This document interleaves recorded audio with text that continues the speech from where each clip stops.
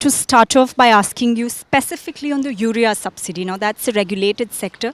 Were there key proposals from your side to the finance minister on this? Certainly, we made out 4 points related to fertilizer subsidies. One, that close to 1.9 lakh crores of annual subsidy is largely urea-loaded subsidy, which is creating problem. Problem of NPK balance is getting distorted. Ideal should be 4:1. It has gone to about 9 to something, which is very bad. Soil health is poorly affected. Then it is broadcasting method used, so it runs down into the soil and water, polluting our environment.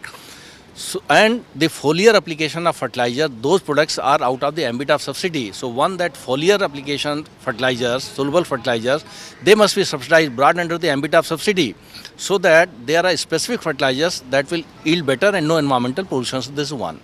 Second, potash and phosphorus, these are relatively less subsidized. The farmers are using less, distorting the ideal ratio of the NPK in the soil. And third, that biofertilizers are not subsidized at all. So all the concept of Jaivik kheti and organic agriculture and this government's ideological wedding to that concept gets defeated. So why we are doing that? And fourth is that massive investment in the R&D related to fertilizer application technology, related to farmers awareness programs, that has to be taken up so that lesser fertilizer can make more difference in the soil. Are you content with the current allocation to the fertilizer subsidy?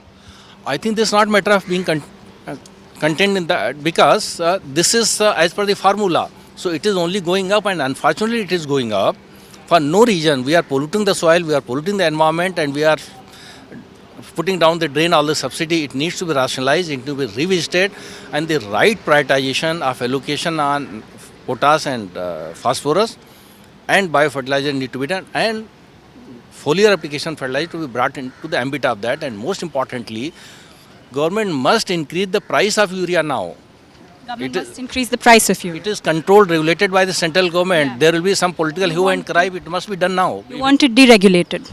Not deregulated. At least price be increased. At least price be increased. That had to be revisited. It is frozen for a long time because elections are nowhere around the corner. Did you put forth this point to them that you want the price to be? I did it candidly. If the first point of the subsidy rationalization was, how did government react? There was no reaction. It was only patients listening. Okay, one last question, because I know my colleague is here to speak to you.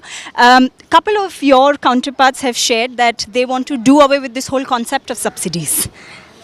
One suggestion came that all the subsidies, everything must be removed, and all the money should be given in cash to us, like the Kisan Samman Nidhi. You support that? There is a difficulty in the sense that subsidies are meant for a particular purpose, to increase the growth. So prioritization of a sector where government feels that there is a need for extra production.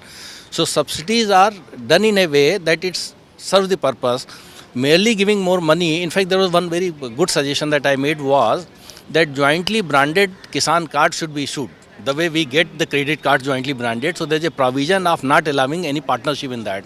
So if corporates come on the board, they will better take care of the farmers, and there will be better discipline of managing the credit card use, Kisan card use, and also we added the CIBIL score must be added to that, so that behavior must be disciplined.